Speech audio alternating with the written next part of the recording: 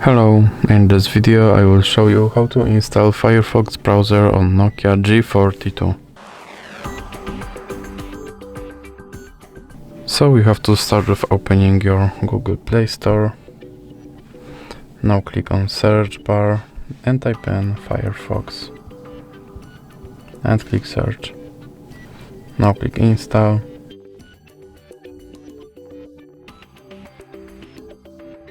And click open.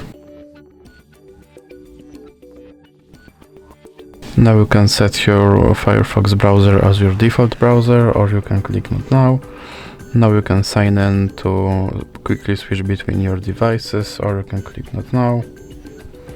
And now you can turn on notifications, or you can click not now again. And that's it. Now you can use your Firefox just as your regular browser. So if you like this video, please remember to leave a like and subscribe.